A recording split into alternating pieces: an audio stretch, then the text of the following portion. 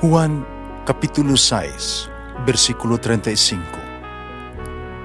Si Jesus miingon kanila, "Ako mao ang pan nga naghatag sa kinabuhi. Ang muari kanako dili nagayod gutomon, ug ang mutuo kanako dili nagayod uhawon." Ang mga puno Pan sa kinabuhi. maglikon unta sa mong pagtuo ug gagaka kami sa pagtuman sa imong mahal nga kasuguan. Ang Ginoo manaa kaninyo. Ang Santo sa Ebanghelyo sumala ni San Juan.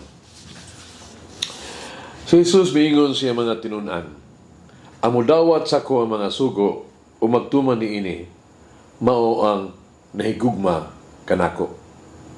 Akong amahan, nahigugma kaniya, nga nahigugma kanako. Ako sa mahigugma kaniya, o magpaila sa akong kaugalingon, ngadto kaniya."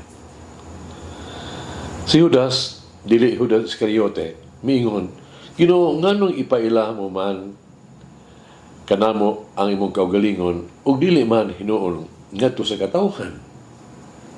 Si Jesus mitubag, "Ang nahigugma kanako magtuman sa akong gisugo.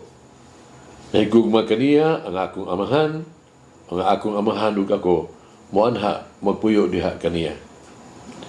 Wala mahigugma kanako dili magtuman sa akong gisugo. Ang mensahe nga inyong nadungog, dili ako kundi iya sa amahan nga nagpadala kanako. Sultihan ko kamo, niini samtang ako uban pa kaninyo. Ang malalaban ang Espiritu Santo nga ipadala sa amahan sa akong ngalan, magtudlo o magpahinumdum kaninyo sa tanan nga akong gisulti kaninyo."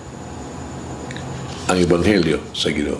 Pasalamati ang Ginoo kay siya maayo, ang iyang gugma mulungtad hangtod sa kahangturan. Pasalamati ang Diyos sa tanang mga Diyos, ang iyang gugma malungtaron. Pasalamati ang Ginoo sa mga Ginoo, ang iyang gugma malungtaron.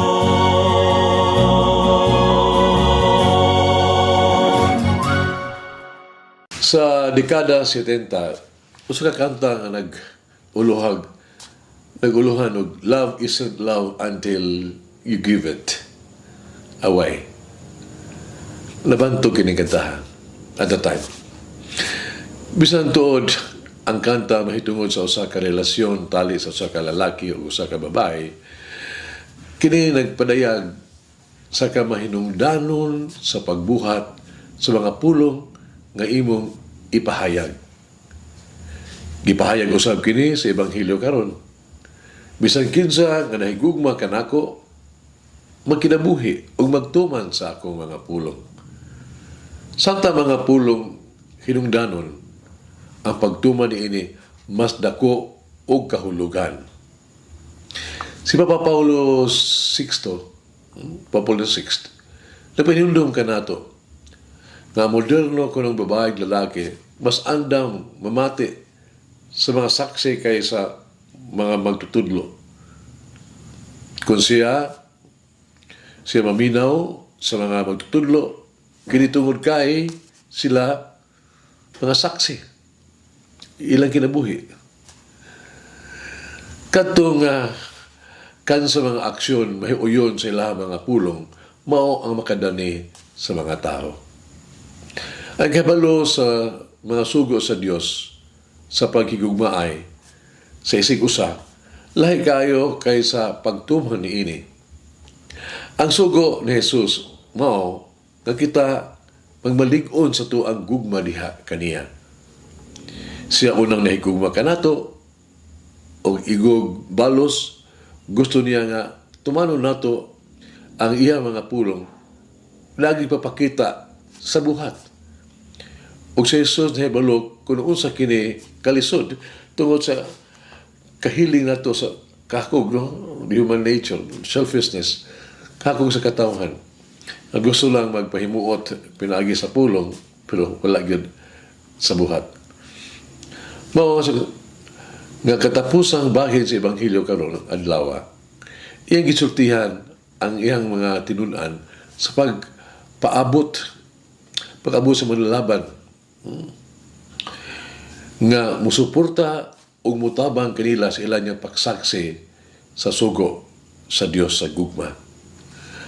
Ang manlalaban maghatag og giya sa mga sumusunod ni Jesus haron sila mutubo diha sa gugma sa Dios. Nga isip balo sa gugma sa Dios, ilang ipadayag pinaagi sa buhat diha sa may gugma sa iyang isikataw. Atong hibaluan nga ang gasa sa Dios sa Espiritu Santo nga mutabang kanato nga mahimo kita nga mga saksi gayod sa iyang gugma. Malandungi kini. Mamatuod lamang ang imong gugma sa Dios. Diha, sa pagugma nimo sa imong isikataw, labi na sa mga timawa o kabus. Magampo kita. Kung sa Espiritu Santo, puna ang gugma sa akong kasing-kasing o mo awas gikan ni ini ang gugma sa Dios ngadto sa ako ang isikataw. Mamamayri, pula ang akong kasing-kasing sa pagpasalamat tungod sa gugma ni Jesus nga imong anak nga amo nang naangkon. Umalangin ang Diyos magagahom sa tanan, Amahan, Anak, Espiritu Santo. Amen. May the Lord of the divine mercy bless us all, heal us from all diseases and suffering. Ayun unta niya kita, tanang mga sakit na sa lawas o sa kalag, body and soul.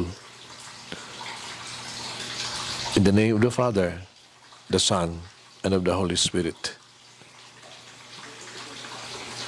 Jesus, I trust in you. Amen. Whoever eats the bread of life will never hunger, says the Lord. Kay galaan inyong nabati ang pagpaambit ug hamubong pamalandong sa pulong sa Dios pinaagi sa tulumanon pan sa kinabuhi nga gidumala ni Monsignor Daddy Silva. Hangtod na usab sa sunod higayon, daghang salamat.